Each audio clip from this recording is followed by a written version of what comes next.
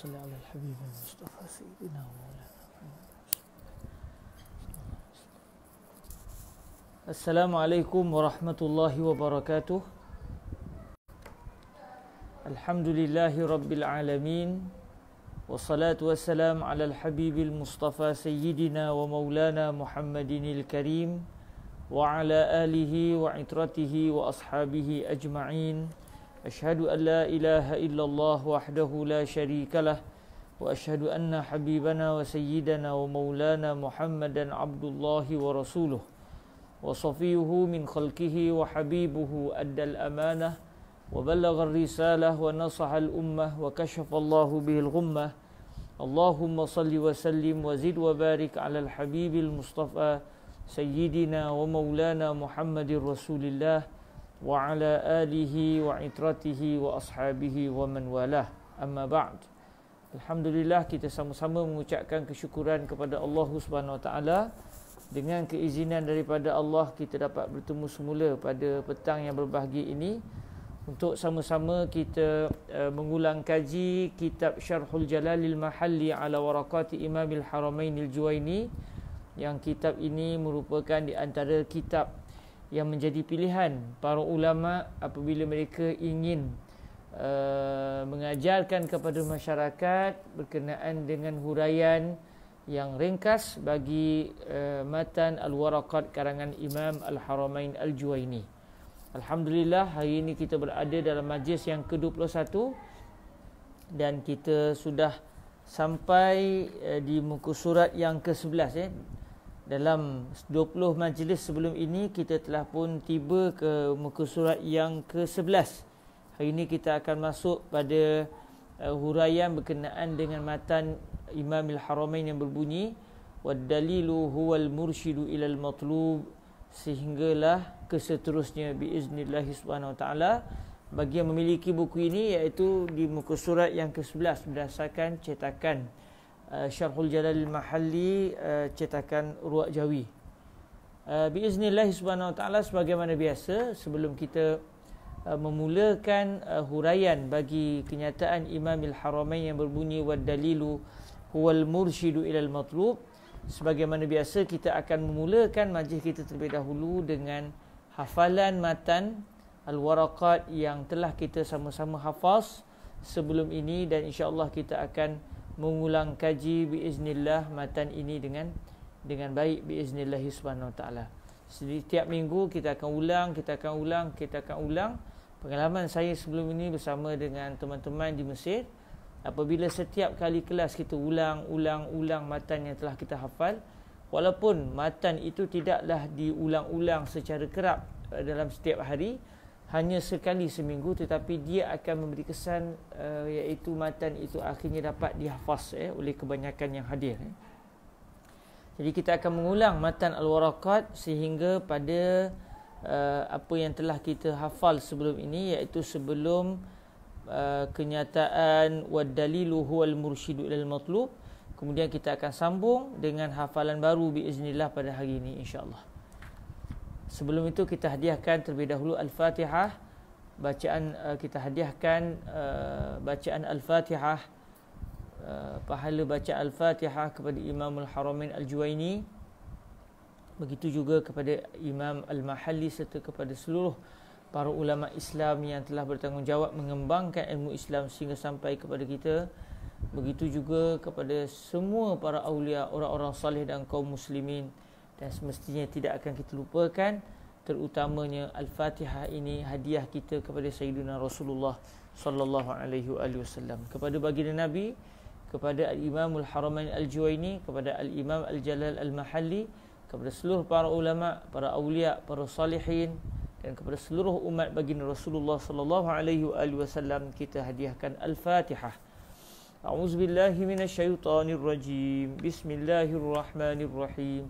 Alhamdulillahi Rabbil Alamin, Ar-Rahmanir-Rahim, Maliki Yawmiddin, Iyyaka na'budu wa iyyaka nasta'in, Ihdinas siratal mustaqim, Siratal ladzina an'amta 'alaihim ghairil maghdubi 'alaihim waladdallin. Amin. Qala Sayyiduna Imamul Haramain Al-Juwaini Abul Ma'ali Abdul Malik ibnu Abi Muhammad Abdullah ibn Yusuf Al-Juwaini rahimahullahu subhanahu wa ta'ala wa nafa'ana Allahu bi'ulumihi wa ulumi masyayikhihi wa talamizatihi wa qurra'i waraqatihi wa sa'iri musannafatihi wa syurrahiha Allahumma amin bisanadina ilaihi. Qala Sayyiduna Imamul Haramain Al-Juwaini. Sama-sama kita hafal. Bismillahirrahmanirrahim. Hadhihi waraqatun tashtamilu ala ma'rifati fusulin min usulil fiqhi. Wa dhalika lafzun mu'allafun min juz'aini mufradaini ahaduhuma usulu wal akharul fiqhi. Fal aslu ma bunya alayhi ghayruhu wal far'u ma bunya ala ghayrihi. والفقه معرفة الأحكام الشرعية التي طريقها الاجتهاد. والأحكام 7: الواجب والمندوب والمباح والمحظور والمكروه والصحيح والباطل. فالواجب ما يثاب على فعله ويعاقب على تركه، والمندوب ما يثاب على فعله ولا يعاقب على تركه، والمباح ما لا يثاب على فعله ولا يعاقب على تركه، والمحظور ما يثاب على تركه ويعاقب على فعله، والمكروه ما يثاب على تركه ولا يعاقب على فعله، والصحيح ما يتعلق به النفوذ ويعتد به، والباطل ما لا يتعلق به النفوذ ولا يعتد به. والفقه أخص من العلم، والعلم معرفة المعلوم على ما هو به، والجهل تصور الشيء على خلاف ما هو به، والعلم الضروري ما لم يقع عن نظر واستدلال، كالعلم الواقع بإحدى الحواس الخمس التي هي حاسة السمع والبصر والشم والذوق واللمس وبالتواتر. والعلم المكتسب ما يقع عن نظر واستدلال، والنظر هو الفكر في حال المنظور فيه، والاستدلال طلب الدليل. بسم الله الرحمن الرحيم. هذه ورقات تشتمل على معرفة فصول من أصول الفقه، وذلك لفظ مؤلف من جزئين مفردين أحدهما أصول والآخر الفقه. فالأصل ما بني عليه غيره، والفرع ما بني على غيره. والفقه معرفة الأحكام الشرعية التي طريقها الاجتهاد. والأحكام 7: الواجب والمندوب والمباح والمحظور والمكروه والصحيح والباطل. فالواجب ما يثاب على فعله ويعاقب على تركه، والمندوب ما يثاب على فعله ولا يعاقب على تركه، والمباح ما لا يثاب على فعله ولا يعاقب على تركه، والمحظور ما يثاب على تركه ويعاقب على فعله، والمكروه ما يثاب على تركه ولا يعاقب على فعله، والصحيح ما يتعلق به النفوذ ويعتد به، والباطل ما لا يتعلق به النفوذ ولا يعتد به. والفقه أخص من العلم، والعلم معرفة المعلوم على ما هو به، والجهل تصور الشيء على خلاف ما هو به، والعلم الضروري ما لم يقع عن نظر واستدلال، كالعلم الواقع بإحدى الحواس الخمس التي هي حاسة السمع والبصر والشم والذوق واللمس وبالتواتر. والعلم المكتسب ما يقع عن نظر واستدلال، والنظر هو الفكر في حال المنظور فيه، والاستدلال طلب الدليل. بسم الله الرحمن الرحيم. هذه ورقات تشتمل على معرفة فصول من أصول الفقه، وذلك لفظ مؤلف من جزئين مفردين أحدهما أصول والآخر الفقه. فالأصل ما بني عليه غيره، والفرع ما بني على غيره. والفقه معرفة المعلوم والفقه معرفة الأحكام الشرعية التي طريقها الاجتهاد. والأحكام 7: الواجب والمندوب والمباح والمحظور والمكروه والصحيح والباطل. فالواجب ما يثاب على فعله ويعاقب على تركه، والمندوب ما يثاب على فعله ولا يعاقب على تركه، والمباح ما لا يثاب على فعله ولا يعاقب على تركه،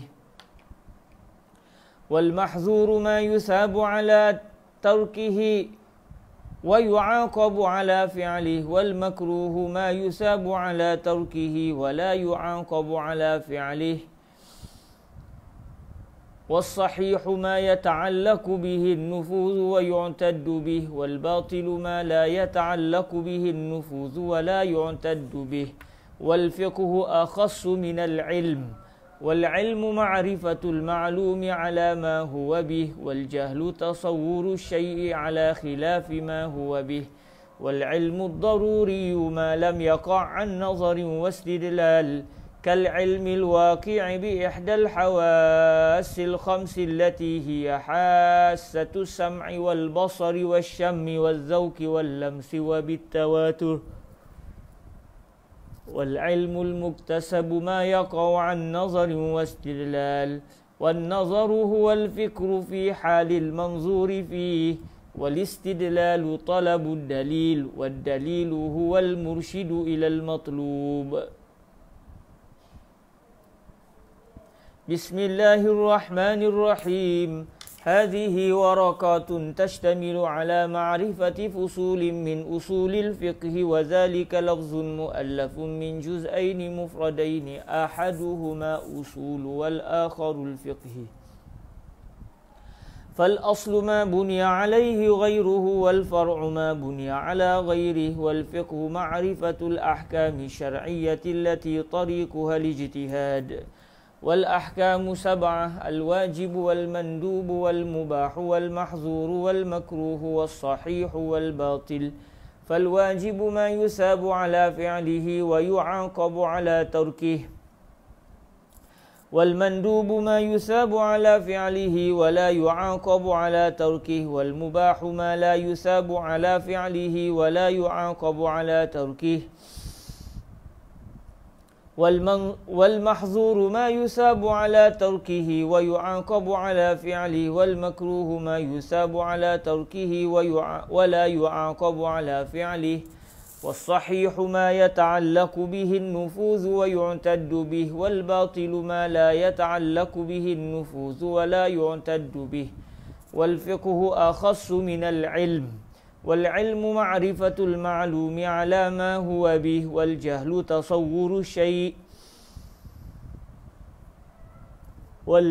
تصور الشيء على خلاف ما هو به. والعلم الضروري ما لم يقع عن نظر واستدلال، كالعلم الواقع بإحدى الحواس الخمس التي هي حاسة السمع والبصر والشم والذوق واللمس وبالتواتر. والعلم المكتسب ما يقع عن نظر واستدلال، والنظر هو الفكر في حال المنظور فيه، والاستدلال طلب الدليل. Sekali lagi, lepas tu kita akan masuk kepada hafalan yang baru. Petang-petang ni saya macam tak larat rasa. Tapi tak apa, kita teruskan. Waktu perdana. Bismillahirrahmanirrahim. هذه ورقات تشتمل على معرفة فصول من أصول الفقه، وذلك لفظ مؤلف من جزئين مفردين، أحدهما أصول والآخر الفقه. فالأصل ما بني عليه غيره، والفرع ما بني على غيره. والفقه معرفة الأحكام الشرعية التي طريقها الاجتهاد. والأحكام 7: الواجب والمندوب والمباح والمحظور والمكروه والصحيح والباطل. فالواجب ما يثاب على فعله ويعاقب على تركه، والمندوب ما يثاب على فعله ولا يعاقب على تركه، والمباح ما لا يثاب على فعله ولا يعاقب على تركه، والمحظور ما يثاب على تركه ويعاقب على فعله والمكروه ما يثاب على تركه ولا يعاقب على فعله والصحيح ما يتعلق به النفوذ ويعتد به والباطل ما لا يتعلق به النفوذ ولا يعتد به والفقه أخص من العلم والعلم معرفة المعلوم على ما هو به والجهل تصور الشيء على خلاف ما هو به والعلم الضروري ما لم يقع عن نظر واستدلال كالعلم الواقع بإحدى الحواس الخمس التي هي حاسة السمع والبصر والشم والذوق واللمس وبالتواتر والعلم المكتسب ما يقع عن نظر واستدلال والنظر هو الفكر في حال المنظور فيه والاستدلال طلب الدليل. Alhamdulillah, itu adalah ulangan matan warakat yang pernah kita hafal dalam pertemuan-pertemuan yang lepas. Kita akan masuk kepada hafalan yang baru pada hari ini, iaitu bermula daripada ucapan Imamul Haramain Al-Juwaini wad dalilu huwal mursyidu ilal matlub, sehinggalah yang keseterusnya insya-Allah. Taib. Wad dalilu huwal mursyidu ilal matlub wad dalilu huwal mursyidu ilal matlub wad dalilu huwal mursyidu ilal matlub wad dalilu huwal mursyidu ilal matlub والدليل هو المرشد إلى المطلوب والدليل هو المرشد إلى المطلوب والدليل هو المرشد إلى المطلوب والدليل هو المرشد إلى المطلوب والدليل هو المرشد إلى المطلوب والدليل هو المرشد إلى المطلوب والدليل هو المرشد إلى المطلوب والدليل هو المرشد إلى المطلوب والدليل هو المرشد إلى المطلوب والظن تجويز أمرين والظن تجويز أمرين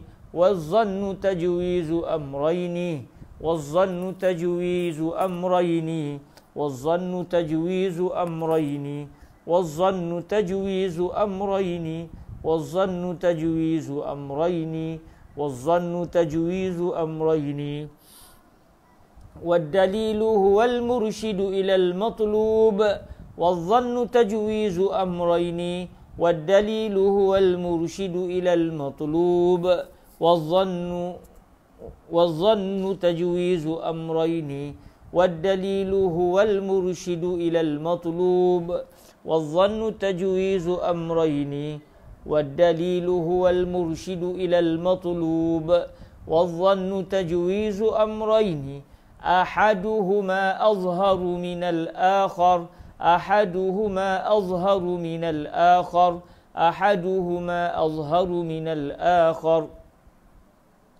أحدهما أظهر من الآخر أحدهما أظهر من الآخر أحدهما أظهر من الآخر أحدهما أظهر من الآخر أحدهما أظهر من الآخر أحدهما أظهر من الآخر أحدهما أظهر من الآخر والدليل هو المرشد إلى المطلوب والظن تجويز أمرين أحدهما أظهر من الآخر والدليل هو المرشد إلى المطلوب والظن تجويز أمرين أحدهما أظهر من الآخر والدليل هو المرشد إلى المطلوب والظن تجويز أمرين أحدهما أظهر من الآخر والدليل هو المرشد إلى المطلوب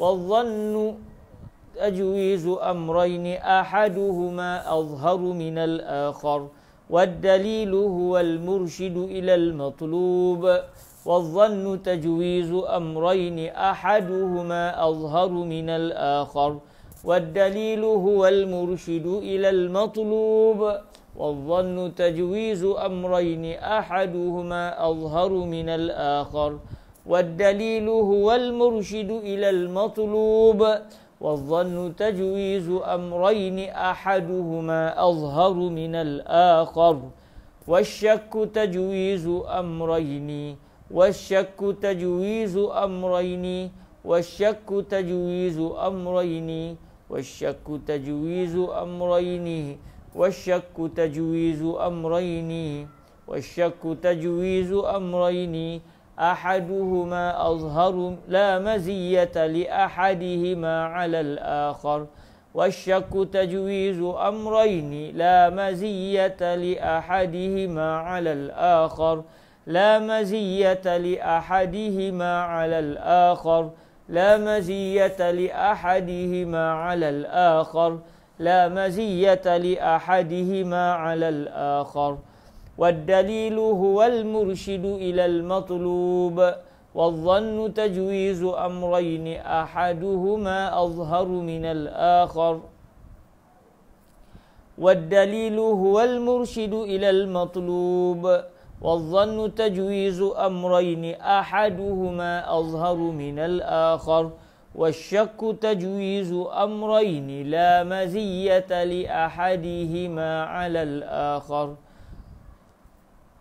والشك تجويز أمرين لا مزية لأحدهما على الآخر والشك تجويز أمرين لا مزية لأحدهما على الآخر والدليل هو المرشد إلى المطلوب والظن تجويز أمرين والظن تجويز أمرين أحدهما أظهر من الآخر والشك تجويز أمرين لا مزية لأحدهما على الآخر والدليل هو المرشد إلى المطلوب والظن تجويز أمرين والظن تجويز أمرين أحدهما أظهر من الآخر والشك تجويز أمرين لا مزية لأحدهما على الآخر والدليل هو المرشد إلى المطلوب والظن تجويز أمرين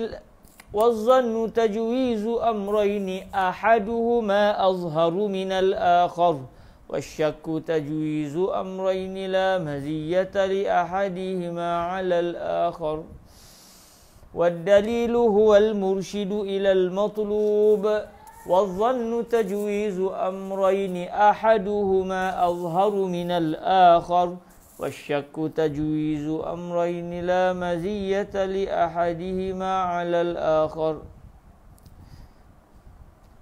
والدليل هو المرشد إلى المطلوب والظن تجويز أمرين أحدهما أظهر من الآخر والشك تجويز أمرين لا مزية لأحدهما على الآخر والدليل هو المرشد إلى المطلوب والظن تجويز أمرين أحدهما أظهر من الآخر والشك تجويز أمرين لا مزية لأحدهما على الآخر والدليل هو المرشد إلى المطلوب والظن تجويز أمرين أحدهما أظهر من الآخر والشك تجويز أمرين لا مزية لأحدهما على الآخر والدليل هو المرشد إلى المطلوب والظن تجويز أمرين أحدهما أظهر من الآخر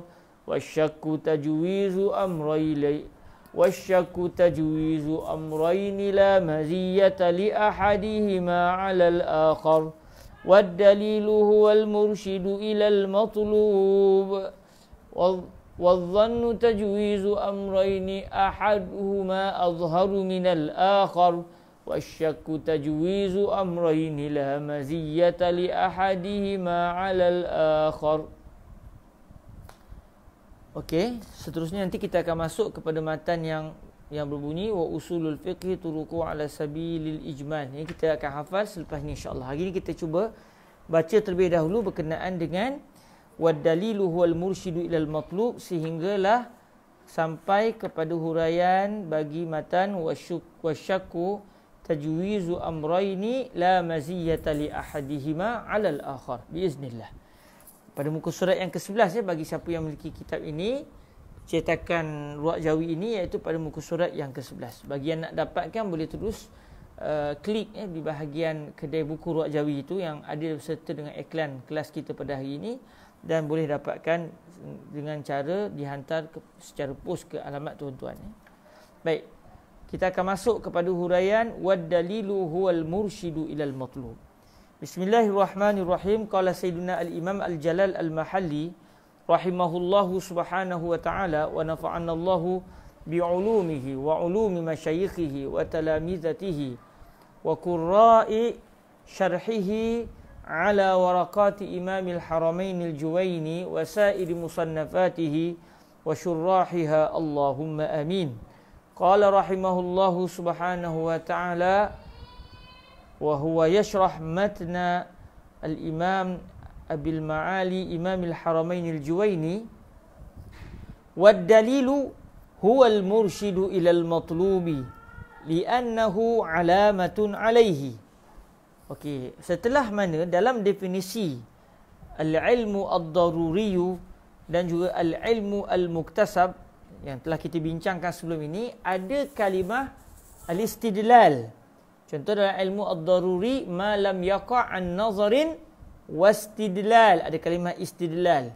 Dan pada pada definisi al-ilmul muktasab juga ada, wa huwa wal ilmul muktasabu ma yaqa'u an nazarin wastidlal. Jadi ada kalimah al-istidlal, dan kita telah pun meneliti dalam perbahasan yang lepas, wal istidlalu talabud dalil. Wal istidlal talabud dalil. Maka dalam memahami erti al-istidlal, atau kita namakan sebagai pendalilan, ada disebut kalimah dalil. Apa dia? Kerana apa? Kerana dalam disebut kalimah al-istidlal adalah talabud dalil, tuntutan kepada dalil. Maksud untuk sampai kepada sesuatu keputusan yang diinginkan tersebut, sama ada berbentuk tasawuri ataupun tasdiki, maka ia memerlukan kepada antaranya dalil. Kalau ilmu itu adalah ilmu al-muktasab, kalau ilmu itu al-ilmu ad-daruri, maka dia tidak memerlukan kepada al-istidlal, dia tidak memerlukan kepada pendalilan.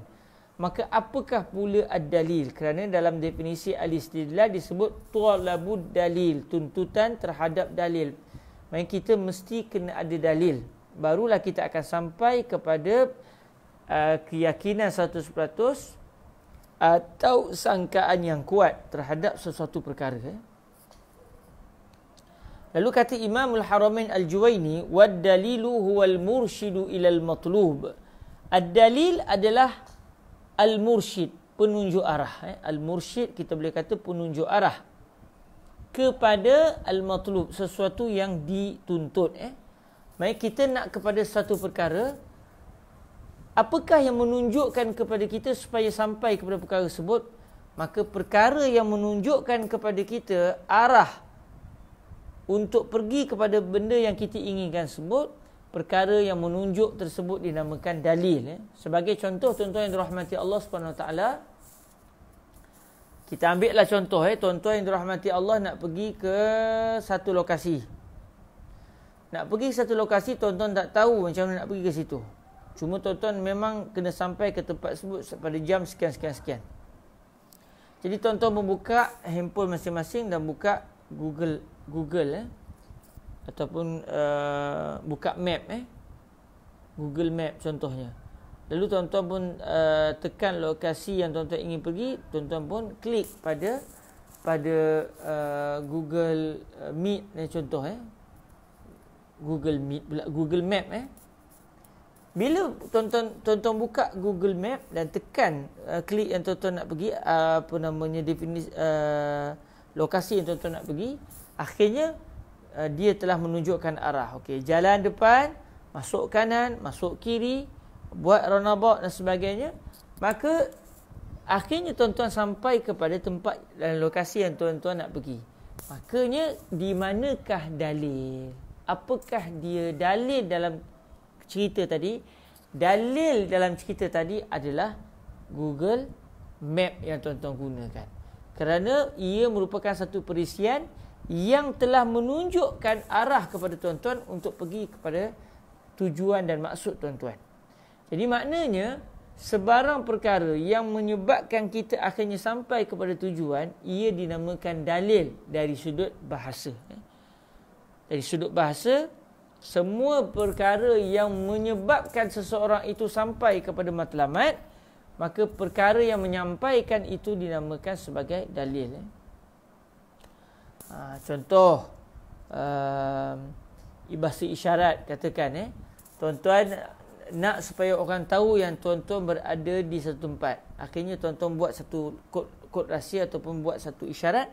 Akhirnya orang tengok isyarat tuan-tuan tu, orang tahu apa yang tuan-tuan inginkan. Maka yang tuan-tuan mahukan adalah orang itu sampai kepada kehendak tuan-tuan. Dengan cara apa? Siapakah ataupun apakah benda yang menyebabkan mereka sampai kepada keinginan yang tuan inginkan? Bahasa isyarat itu. Jadi bahasa isyarat itu juga boleh dipanggil sebagai dalil secara bahasa. Tuan-tuan ambil contoh lain. Tuan-tuan melihat daripada kejauhan ada asap yang berkepul-kepul yang begitu besar. Asap itu telah menyebabkan tuan-tuan memikirkan ataupun sampai kepada satu keputusan bahawa ada kebakaran. Tengok asap begitu kuat, tuan-tuan kata ini ada rumah terbakar ni. Jadi asap itu adalah dalil yang menunjukkan bahawa rumah itu telah terbakar. Jadi sebarang perkara yang menyebabkan kita sampai kepada satu tujuan, maka yang menunjuk arah, yang menyampaikan itu dinamakan sebagai dalil. Ini secara bahasa. Jadi kata Imam Al-Haramain Al-Juwayni, wad-dalil huwal mursyidu ilal matlub. Ad-dalil adalah sebarang pemberi arah. Mursyid ni memberikan pedoman, pemberi pedoman. Pemberi pedoman kepada yang diinginkan. Al-matlub ini sesuatu yang diinginkan. Li'annahu, kenapa ad-dalil ini dia menunjukkan kepada benda yang diinginkan? Kenapa? Li'annahu alamatun alaih. Kerana dalil merupakan tanda kepada benda yang ingin diketahui, benda yang dituntut tersebut. Jadi ad-dalil dia dianggap ataupun dia difahami bahawa dia adalah penunjuk arah kepada benda yang dituntut, benda yang diinginkan, kerana dalil itu sendiri adalah merupakan alamat, adalah petanda kepada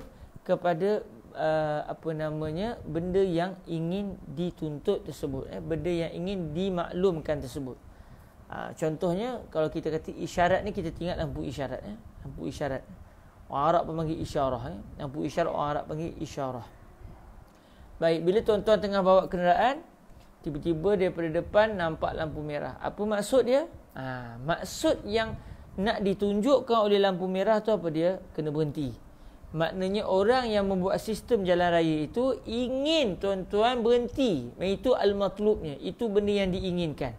Lalu dia telah menjadikan lampu isyarat itu sebagai tanda, sebagai alamat untuk menunjukkan bahawa keinginan yang diinginkan adalah memberhentikan kenderaan. Maka ketika itu bila tuan-tuan tengok lampu merah, tuan-tuan pun faham dan tuan-tuan pun berhenti.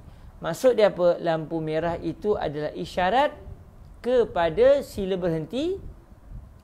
Maka apabila dia adalah isyarat kepada satu perkara, maka ia adalah boleh dinamakan sebagai dalil dari sudut bahasa Arab.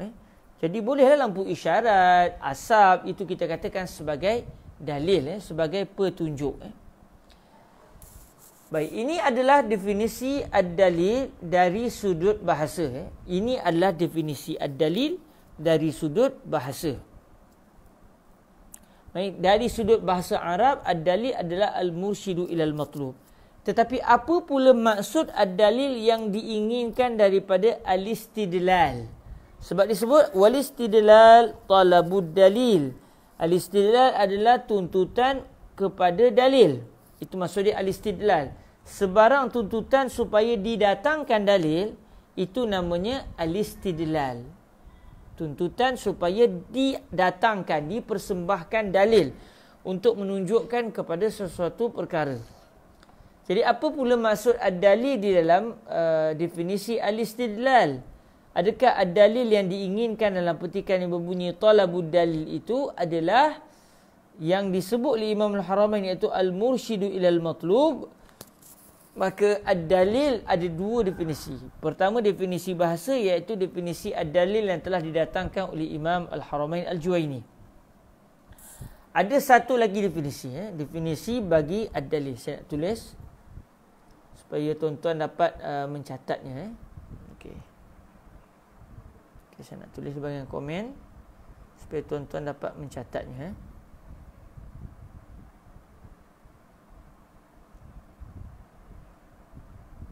Okey.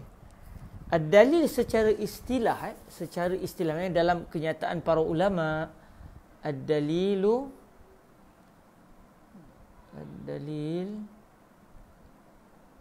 istilahan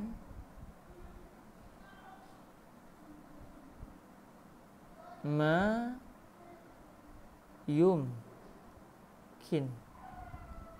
Saya datangkan definisi ini daripada kitab Ghayatul Ma'mul karangan Imam Syihabuddin Ar-Ramli. Ma yumkin at-tawassul. Ma yumkin at-tawassul bi sahih an-nazar an-nazar fihi ila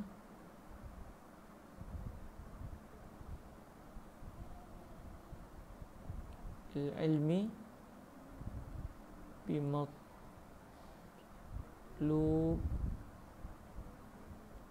khabari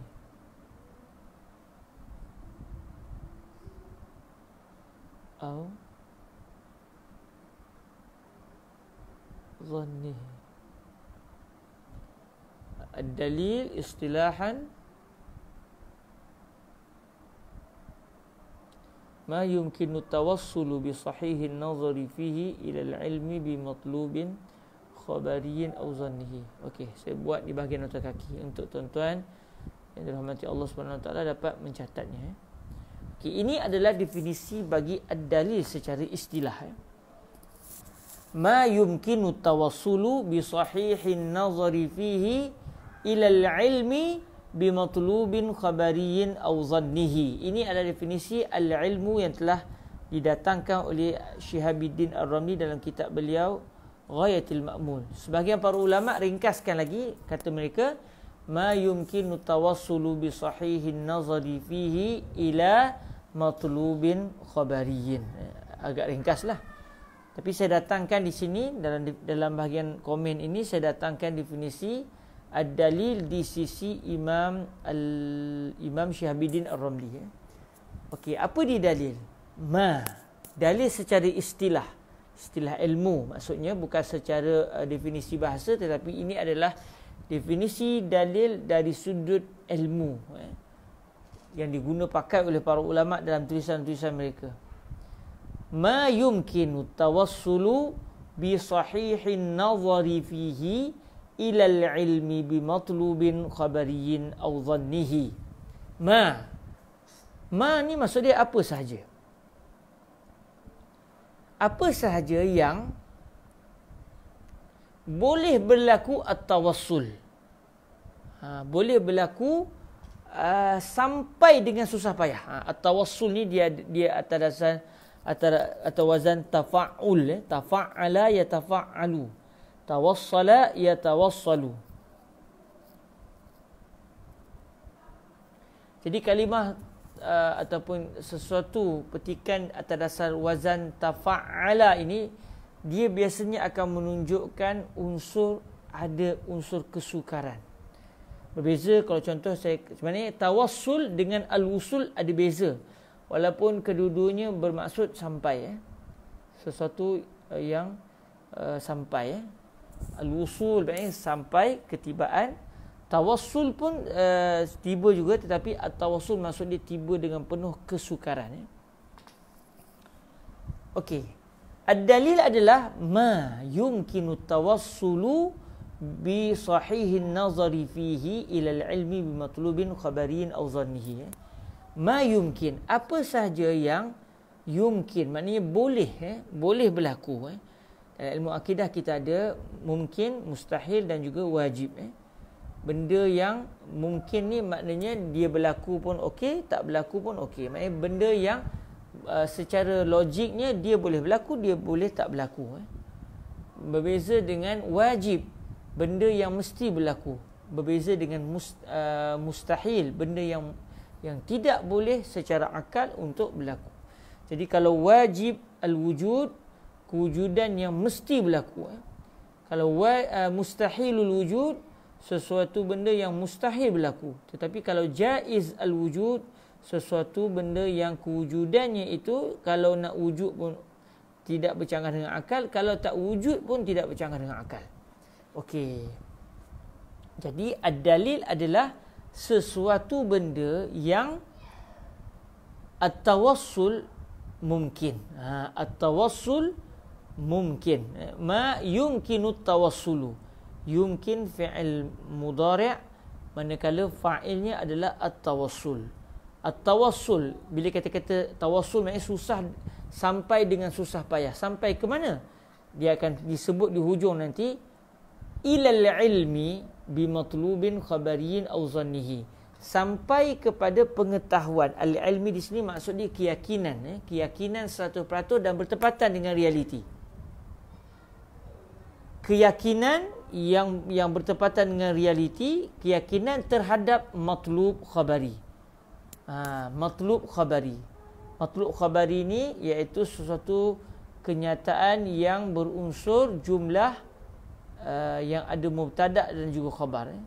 Suatu petikan yang menceritakan bahawa satu benda ni adalah bagian-bagian. Maksudnya sesuatu jumlah ismiyah, sesuatu jumlah yang ada mubtada' dan juga khabar. Pengetahuan terhadap sesuatu jumlah yang bersifat khabariyah ini, suatu jumlah yang bersifat perkhabaran,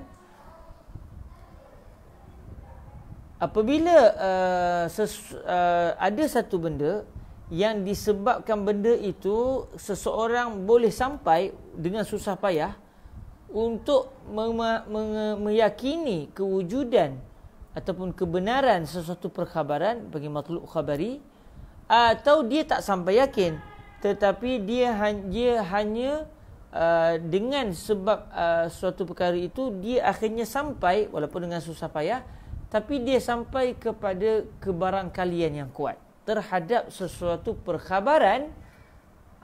Maka benda yang menyampaikan tersebut, yang disebabkan dia itu seseorang akan sampai kepada sama ada keyakinan terhadap suatu perkhabaran atau sangkaan kebarangkalian yang kuat terhadap suatu kenyataan, maka yang menyampaikan kepada natijah itu dinamakan dalil. Okey, jadi kita balik semula kepada definisi ad-dalil. Ad-dalil secara istilah adalah ma yumkinu tawassul, sesuatu yang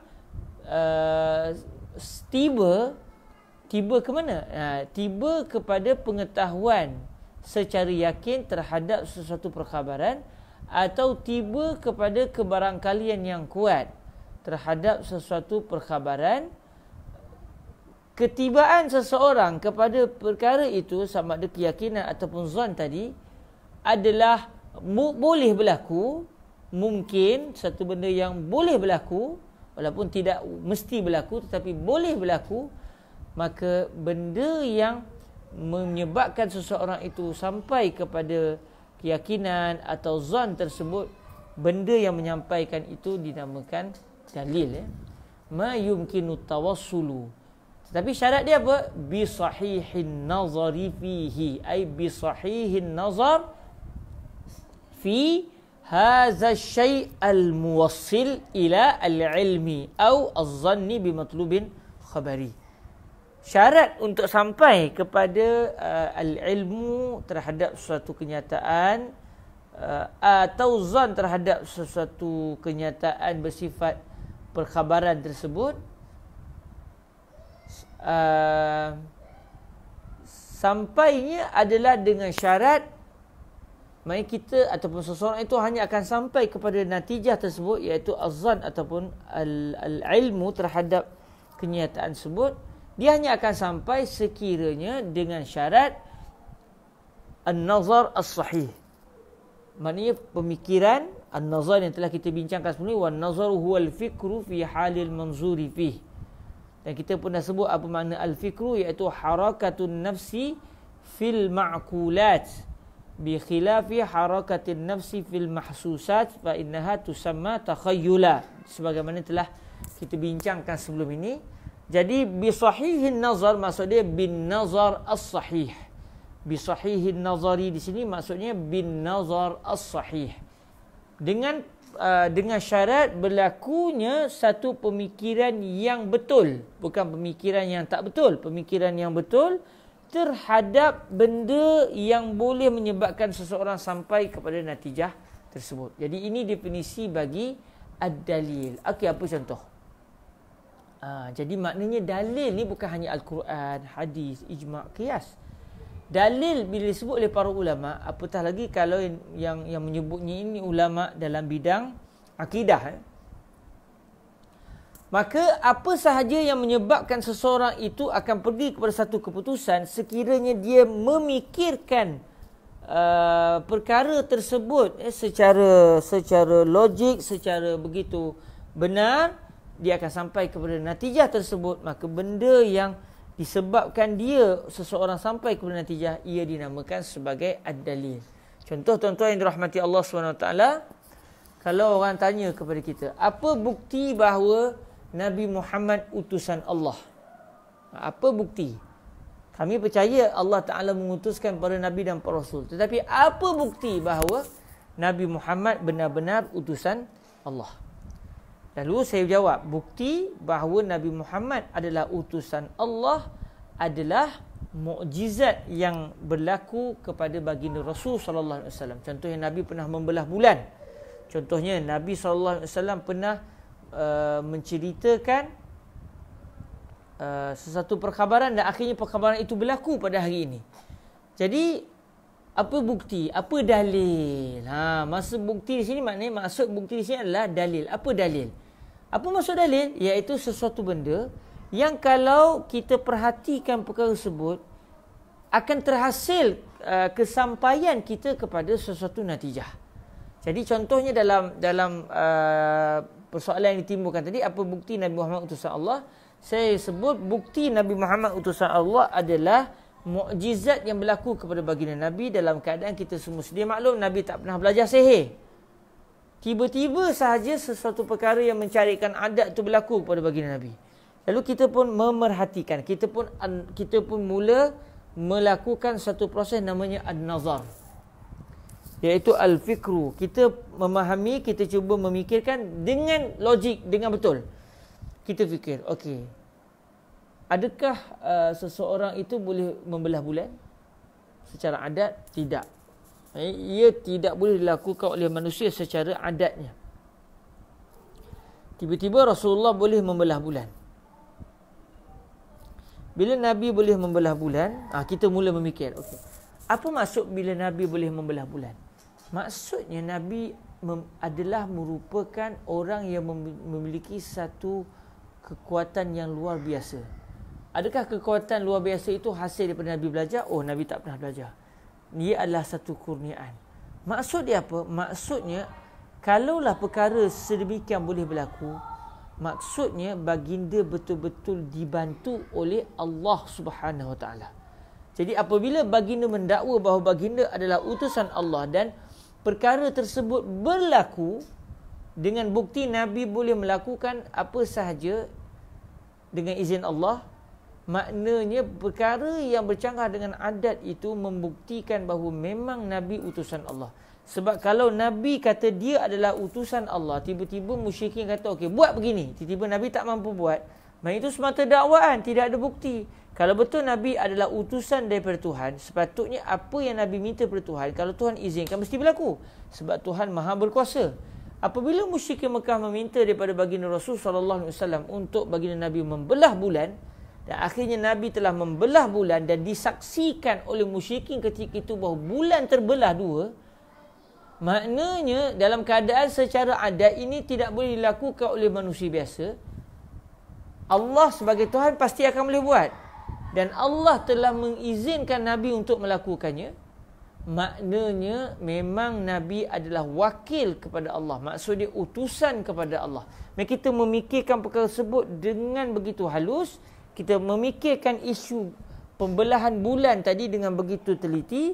Akhirnya setelah kita meneliti perkara tersebut, kita akhirnya sampai kepada satu natijah. Apa dia dalam contoh ini? Al-ilmu bi anna sayyidana Muhammadan Rasulullah. Kita sampai kepada satu keyakinan yang bertepatan dengan realiti bahawa sesungguhnya Nabi Muhammad adalah utusan Allah. Maksud dia al-matlub al-khabari dalam contoh ini adalah kaunuhu sallallahu alaihi wasallam rasulan min Allah. Nabi Muhammad adalah utusan Allah. Saya akhirnya sampai dengan susah payah, bukan main dengan sekali fikir boleh terdapat, main dengan penuh susah payah, dengan at-tawassul, saya akhirnya sampai dengan susah payah. Apabila saya memerhatikan ada sesuatu perkara yang dengan sebabnya saya sampai kepada keputusan. Okey, dalam contoh kita ni, benda tersebut adalah pembelahan bulan.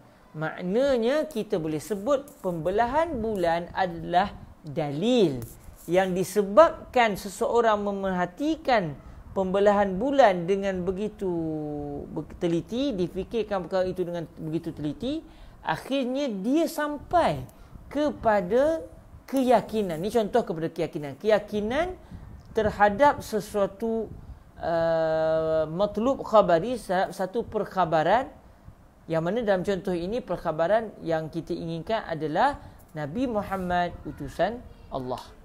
Jadi maknanya pembelahan bulan adalah boleh dinamakan sebagai dalil. Kenapa? Kerana dengan sebab kita memerhatikan pembelahan bulan, kita fikirkan perkara ini, akhirnya kita sampai kepada natijah, iaitu keyakinan terhadap satu matlub khabari. Okey, apa pula contoh zon? Zon, okey, katakan begini, zon. Okey, sebagai contoh zon, tuan-tuan yang dirahmati Allah SWT,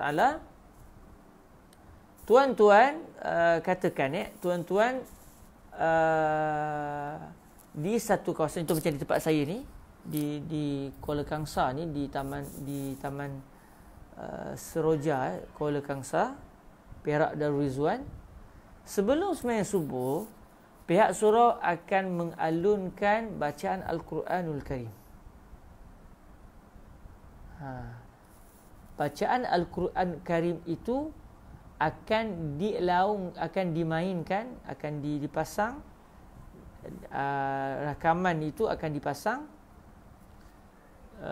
sebelum masuk subuh. Bila masuk subuh, rakaman itu akan ditutup, lalu akan dilaungkan azan. Okey. Satu hari saya tidur, contoh, lalu saya terjaga di tengah malam.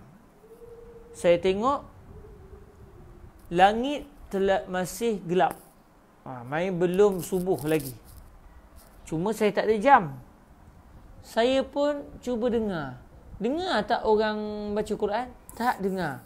Akhirnya saya pun kata, oh maknanya sekarang masih belum lagi masuk waktu sahur.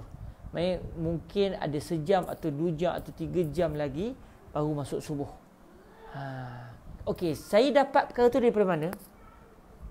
Dengan saya memerhatikan suasana sekeliling saya, iaitu saya melihat suasana yang gelap dan saya tak mendengar sebarang bacaan Al-Quran daripada surau di kawasan perumahan saya.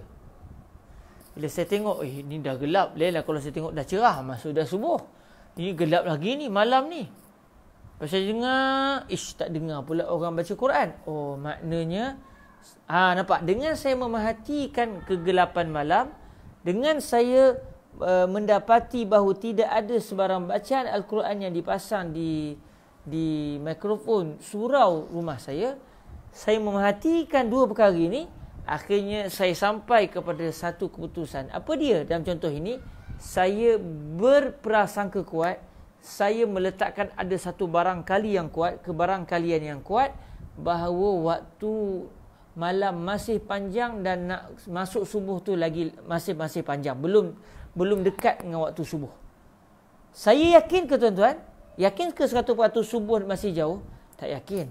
Sebab mungkin hari itu ada masalah elektrik di surau. Akhirnya orang telah azan tapi suara tak sampai kepada saya sebab masalah mikrofon. Saya tak yakin.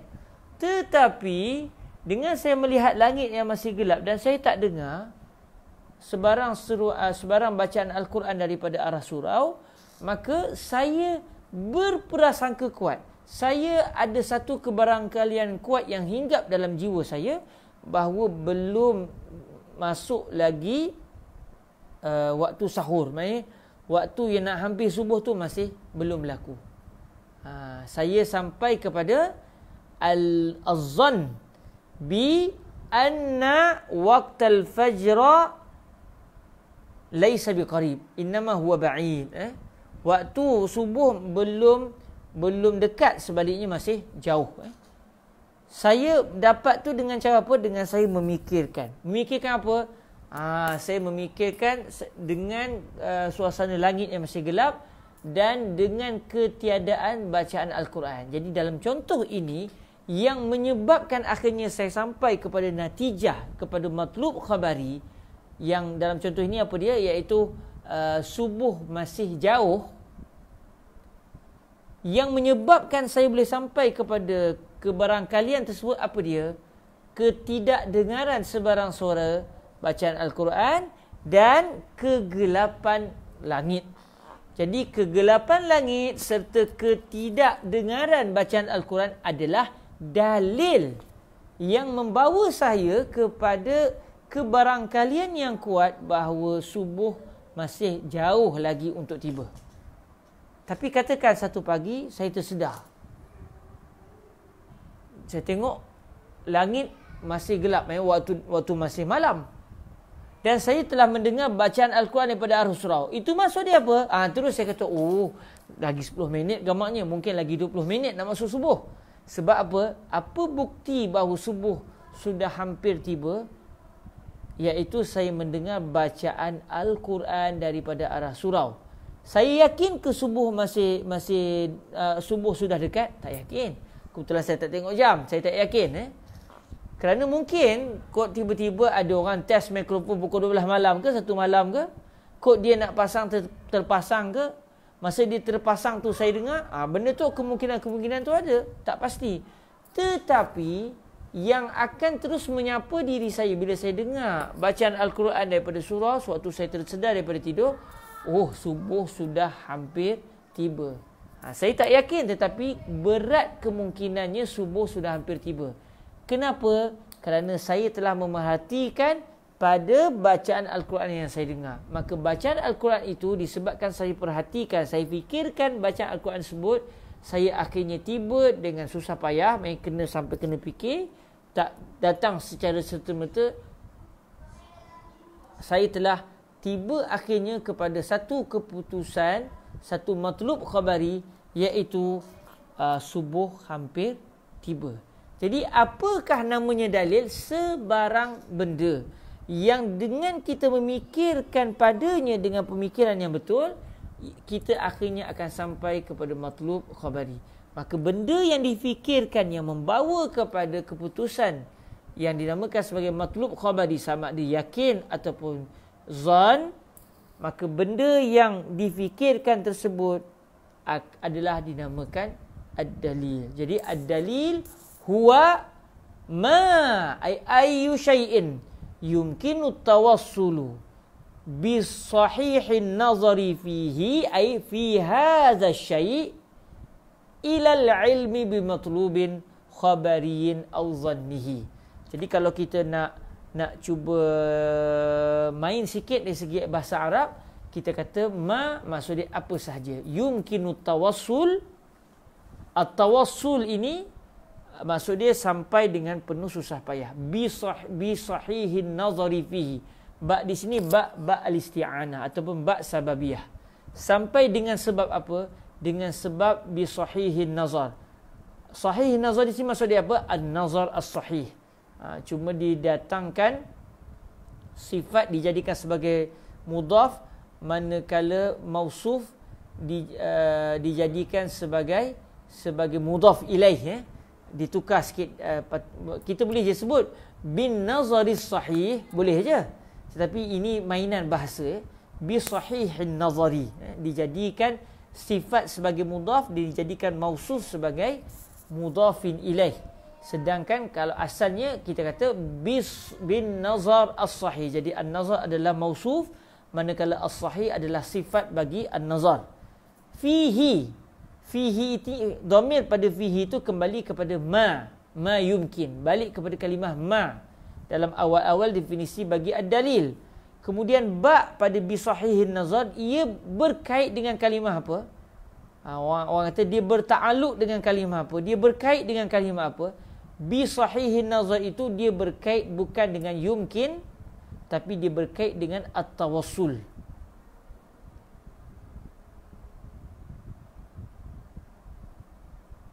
Okey.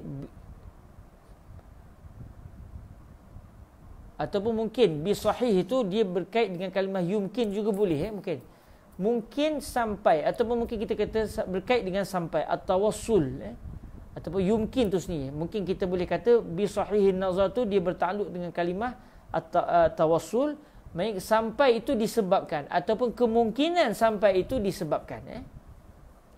Okey, ba di sini ba sababiyah ataupun ba al-isti'anah.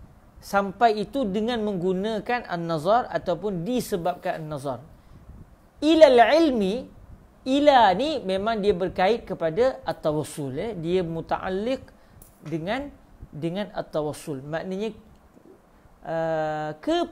kepada apa? Kepada ni berkait dengan apa? Berkait dengan sampai, sampai kepada. Jadi kalau kita kata bi sahihin nazar itu berkait dengan at-tawassul, maka at-tawassul di sini ada dua dia punya muta'allaq dia. Dia ada dua dia punya benda yang berkait dengan dirinya, iaitu yang pertama kalimah bi sahihin nazar, lepas tu ila sendiri. Jadi perkara ini penting untuk kita memahami definisi ini dengan tepat. Jadi dalil ni apa sahaja? Maksudnya di sisi ulama fiqh, di sisi ulama akidah, dalil bukan semestinya hanya Al-Quran dan juga hadis. Dalil apa sahaja yang kalau kita fikirkan perkara tersebut dengan betul, bukan dengan pemikiran yang songsang, dengan pemikiran yang betul, kita fikir dengan betul, kita fikir dengan waras, ia akan membawa kita kepada satu natijah. Maka benda yang disebabkan perkara tersebut membawa kita kepada natijah, benda itu dinamakan dalil. Maka akal adalah dalil. Memerhatikan, contoh macam tadi, saya memerhatikan waktu gelapnya malam dan melihat tidak mendengar sebarang bacaan Al-Quran, itu adalah dalil. Firman Allah SWT, wa aqimus salah, itu adalah dalil kepada kewajipan sembahyang. Sabdaan Nabi SAW yang berbunyi la salata liman lam yaqra' bi fatihatil kitab, itu adalah dalil yang menyebabkan seseorang itu mengatakan bahawa sembahyang tidak akan sah tanpa membaca Al-Quran, tanpa membaca surah Al-Fatihah. Kemudian qidamnya Allah adalah dalil bahawa Allah tidak memiliki sebarang tempat. Contoh kita fikir Allah Ta'ala ni qadim. Qadimnya Allah ni maksud dia apa? Allah wujud tanpa didahului oleh sebarang makhluk. Maknanya dengan kita memerhatikan kepada qidamnya Allah SWT, kita sampai kepada satu natijah. Allah tidak memerlukan zaman, Allah tidak memerlukan tempat, Allah tidak seperti makhluk. Kerana Allah wujud sebelum wujudnya zaman, sebelum wujudnya makhluk. Kerana apa? Kerana dengan konsep qidam yang ada pada Allah. Qidam maknanya kewujudan Allah yang tidak didahului dengan sebarang ketiadaan. Sedangkan makhluk pula, dia dulu tak ada lalu diwujudkan oleh Allah. Akhirnya kita faham konsep Al-Qidam. Al-Qidam adalah dalil bahawa Allah tidak bermasa, Allah tidak bertempat, Allah tidak seperti makhluk. Jadi ini adalah satu konsep. Kalau orang kata kamu telah menggunakan akal, ini bukan satu dalil. Kita kata tidak, kamu telah tersilap. Kerana dalil adalah ma yumkinu tawassul bi sahihin nazari fihi ila ilmi bi matlubin khabariyin aw zannihi. Itulah dia ad-dalil. Ad-dalil bukan semata-mata Al-Quran dan juga hadis. Sebaliknya akal juga, dengan kita memerhatikan satu konsep boleh bawa kepada satu natijah. Kalau pemerhatian kita itu benar, kita pun sampai kepada satu keputusan, maka apa yang kita fikirkan tersebut adalah dinamakan sebagai dalil. Sebagai dalil. Jadi dalil adalah, kalau disebut dalam matan, al-mursyidu ilal matlub, sebarang perkara yang menunjuk arah kepada yang dikehendaki. Manakala dari segi definisi, istilah para ulama adalah ma yumkinu tawassul bi sahihin nazari fihi ilal ilmi bi matlubin khabariyin aw zannihi. Okey, alhamdulillah. Okey, ada satu permintaan, apa maksud bi matlubin khabari? Matlub khabari ni maksud dia satu keputusan. Dia bawa kepada satu keputusan, yang mana keputusan itu adalah bersifat fakta. Bila sebut fakta ni, dia ada mubtada', dia ada khabar. Contoh, Allah tidak memerlukan kepada tempat. Itu adalah contoh matlub khabari, satu kenyataan, satu keputusan yang, adakah keputusan ataupun kenyataan ini benar ataupun tidak. Maka nak tahu dia benar ataupun tidak, kita kena melihat kepada dalil. Kalau kita pergi kepada dalil, lalu akhirnya dalil membawa kita bahawa kenyataan ini benar, maka kenyataan yang dianggap benar itu dinamakan matlub khabari. Ataupun contoh, Allah berada di mana-mana, maksudnya Allah ada lokasi. Kenyataan ini adalah matlub khabari, tetapi dengan dalil dia menyebabkan kita tahu bahawa matlub khabari ini adalah tidak benar. Matlub khabari maksud dia jumlah satu kenyataan yang terdiri daripada mubtada' dan juga khabar. Maksudnya kita boleh kata secara mudahnya satu kenyataan, satu fakta yang dibentangkan kepada kita. Cuma apakah kenyataan itu benar ataupun tidak, maka ia memerlukan kepada pendalilan. Contoh, tuan-tuan nak buktikan, tuan-tuan melihat kepada satu asap yang berkumpul-kumpul. Lepas tu tuan-tuan dengar orang menjerit-jerit. Contoh, tuan dengar orang menjerit-jerit, lepas tu nampak asap berkumpul-kumpul. Akhirnya apa yang asap dan suara yang gamat itu, bila anda fikirkan suara yang begitu kuat, orang menjerit-jerit, lepas tu tengok asap yang begitu berkumpul-kumpul, apakah yang akan tuan-tuan pergi, akan sampai kepadanya? Rumah terbakar. Jadi rumah terbakar itu adalah matlub khabari, satu keputusan yang akhirnya kita akan sampai kepadanya setelah kita memikirkan pada sesuatu dalil. Jadi matlub khabari adalah sesuatu kenyataan. Kita boleh buat mudahnya begitulah. Matlub khabari adalah satu kenyataan. Satu kenyataan. Okey, alhamdulillah. Jadi kata para ulama, dalil ni tujuannya untuk sampai kepada matlub khabari. Maka kalaulah dia tak pergi kepada matlub khabari, tapi dia pergi kepada kepada definisi sesuatu perkara, itu tak dipanggil sebagai dalil. Itu dipanggil sebagai al-had ataupun ta'rif. Maka ta'rif Dengan kita memerhatikan ta'rif, kita akan pergi kepada definisi. Kita faham isi kandung sesuatu perkara, kita akan sampai kepada definisi sesuatu benda. Orang tanya kita, apakah dia al-insan? Kita pun fikir al-insan ni apa dia? Kita pun fikir. Kita fikir insan dia bukan objek, dia objek tapi dia bukan objek tak bernyawa, dia benda bernyawa, maksudnya dia hayawan sebab dia ada kehidupan. Kita akhirnya kita sampai kepada satu keputusan bahawa al-insan huwal hayawan natiq. Al-insan huwa al-hayawan an-natiq. Manusia adalah satu benda hidup yang mampu untuk berfikir.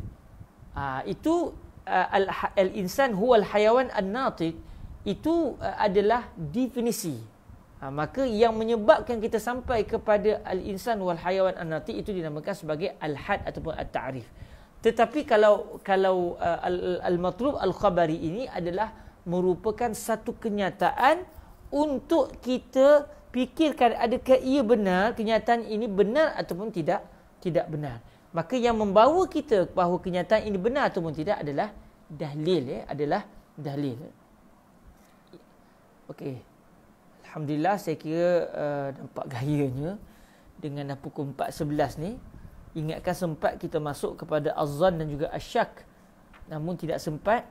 Maknanya kita sempat pada hari ini dengan meneliti wad dalilu huwal mursyidu ilal matlub, dengan kita meneliti juga tentang apakah definisi ad-dalil. Ini definisi ini sangat penting sebab kadang-kadang orang tersalah faham. Orang ingat untuk memahami sesuatu perkara itu mesti dengan dalil. Apa maksud dalil? Dia faham dalil mesti qala Allah, qala Rasulullah. Sehingga akhirnya bila seseorang fuqaha mengeluarkan satu pendapat, dia kata mad dalil. Apakah dalil? Kita pun kata fuqaha ini telah menggunakan konsep qiyas. Dia macam tak boleh terima sebab bagi dia dalil adalah Quran dan juga hadis. Dia terlupa bahawa qiyas juga adalah dalil. Ijma' juga adalah ad-dalil, istishab juga adalah dalil. Kerana sebarang perkara yang diiktibar, kalau kita memahaminya dengan baik, kita fikirkannya dengan baik, akan menyebabkan terhasil sesuatu natijah yang kita panggil sebagai al-matlub al-khabari. Maka benda yang menyebabkan kita sampai kepada natijah tersebut, benda yang menyampaikan itu namanya ad-dalil. Dia dinamakan sebagai ad-dalil. Dan ilmu usul fiqh adalah satu ilmu yang antara peranannya adalah untuk mengenal pasti apakah dia ad-dalil yang dianggap muktabar di dalam istinbat hukum hakam syariat. InsyaAllah tuan-tuan yang dirahmati Allah, dalam pertemuan yang akan datang kita akan masuk kepada definisi az-zann dan juga asyak, dan kita akan tengok juga, kita akan sentuh juga satu lagi namanya al-wahm, yang mana az-zann, asyak, al-wahm adalah merupakan lawan kepada al-ilmu dan juga al-jahlu. Jadi tahulah kita dalam kita memahami sesuatu perkara, kita percaya kepada satu perkara, kepercayaan kita kepada satu perkara, dia akan pergi kepada salah satu di antara 5 perkara ini. Kepercayaan yang jitu, yang tidak berbelah bahagi, lalu akhirnya kena dengan realiti, itu namanya al-ilmu. Kepercayaan yang jitu terhadap satu perkara rupa-rupanya bercanggah dengan realiti, itu namanya al-jahlu. Kepercayaan terhadap satu perkara tetapi tidak jitu, tidak bulat, tidak putus. Sebaliknya ada kemungkinan, ada kebarangkalian, mungkin benda ni berlaku, mungkin sebenarnya tak berlaku, tetapi berat hati mengatakan benda itu sebagai contoh berlaku, maka keberatan hati kita terhadap salah satu kemungkinan itu namanya az-zann. Kemudian kita percaya kepada satu perkara tetapi masih dalam unsur kebarangkalian, dan kebarangkalian yang tidak kuat, kepercayaan kita terhadap satu kebarangkalian yang kita rasa kebarangkalian ini tidak kuat, itu namanya al-wahmu. Dan apabila kita mendengar sesuatu fakta dan kita tak pasti ianya benar ataupun tidak, dan tidak ada satu pun kebarangkalian bagi kita yang mendengar perkara tersebut, maknanya kita kata, saya pribadi saya tak tahu benda ni betul berlaku ke tak betul berlaku. Dan saya pun tak ada langsung kebarangkalian yang kuat terhadap perkara ni. Saya memang di tengah-tengah. Saya tak mampu nak buat keputusan. Ianya betul berlaku ke atau tidak berlaku, dinamakan asyak. Jadi di sinilah mengapa Imamul Haramain mendatangkan definisi az-zann, asyak. Kerana az-zann dan juga asyak adalah merupakan lawanan kepada al-ilmu dan juga al-jahlu yang telah kita bincangkan sebelum ini. Dan kita pun tahu kenapa dibincangkan tentang al-ilmu, kerana Imamul Haramain ingin membuat sedikit perbandingan di antara al-ilmu dan juga dengan al-fiqhu. Asal kepada kenapa boleh timbul isu al-ilmu, iaitu apa kaitan di antara al-ilmu dan juga al-fiqhu. Kemudian disebabkan al-ilmu ada dua definisi, iaitu semata-mata pengetahuan terhadap satu perkara atau keyakinan yang tuntas dan kena dengan realiti. Maka disebabkan salah satunya adalah keyakinan yang tuntas yang kena dengan realiti, dinamakan juga al-ilmu. Maka lawan bagi al-ilmu adalah al-jahlu, al-syakku, al-zannu, al-wahmu dan juga empat tu merupakan lawan kepada al-ilmu, iaitu al-syakku, al-zannu, al-wahmu, al-syakku dan satu lagi al-jahlu, lawan kepada al-ilmu. Jadi semuanya ada al-lima: al-ilmu, al-jahlu, al-syakku, al-zannu dan juga al-wahmu. Biiznillah dalam pertemuan akan datang kita akan melihat tentang definisi az-zann dan al-syak. Saya mohon maaf tuan-tuan, kita mengambil masa sekitar sejam untuk memahami definisi ad-dalil. Walaupun seluruh majlis kita hari ini rupanya hanya membaca petikan yang berbunyi wad dalilu wal mursyidu ilal matlub li'annahu alamatun alaih. Namun moga-moga apa yang kita bincangkan pada hari ini bermanfaat, kerana kita dapat memahami apakah erti ad-dalil yang diinginkan oleh para ulama sewaktu mereka membahaskan suatu ilmu. Maka kadang-kadang bila digunakan dalil akal, kita terus oh ini adalah dalil, kerana dengan kita meneliti konsep akal lalu kita sampai kepada satu natijah, ia adalah dalil.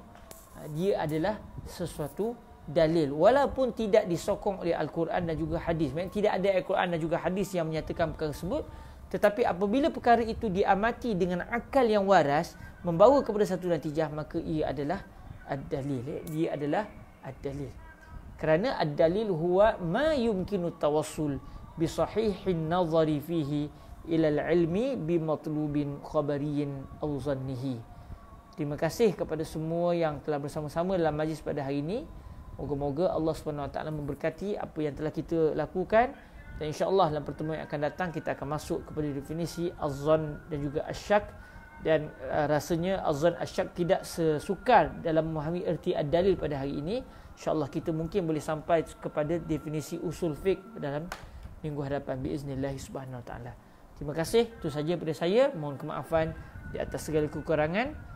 Asar pun sudah hampir tiba di Malaysia. Moga-moga kita direzekikan Allah untuk dapat beribadah di rumah Allah kembali sebagaimana biasa biiznillah subhanahu wa taala. Kita tangguhkan majlis kita dengan selawat ke hadrat baginda Rasulullah sallallahu alaihi wa alihi wasallam. Allahumma salli afdala salatin ala as'adi makhluqatika sayyidina Muhammadin wa ala alihi wa sahbihi wa sallim adada ma'lumatika wa midada kalimatika kullama zakaraka dzakiruna wa ghafala an zikrihil ghafilun. Allahumma salli afdala salatin ala as'adi makhluqatika sayyidina Muhammadin wa ala alihi wa sahbihi wa sallim adada ma'lumatika wa midada kalimatika kullama zakaraka dzakiruna wa ghafala an zikrihil ghafilun. Allahumma salli afdala salatin ala as'adi makhluqatika sayyidina Muhammadin wa ala alihi wa sahbihi wa sallim adada ma'lumatika wa midada كلماتك كلما ذكرك الذاكرون وغفل عن ذكره الغافلون سبحانك اللهم وبحمدك أشهد أن لا إله إلا أنت أستغفرك وأتوب إليك بسم الله الرحمن الرحيم والعصر إن الإنسان لفي خسر إلا الذين آمنوا وعملوا الصالحات وتواصوا بالحق وتواصوا بالصبر جزاكم الله خيرا أقول قولي هذا وأستغفر الله لي ولكم السلام عليكم ورحمة الله وبركاته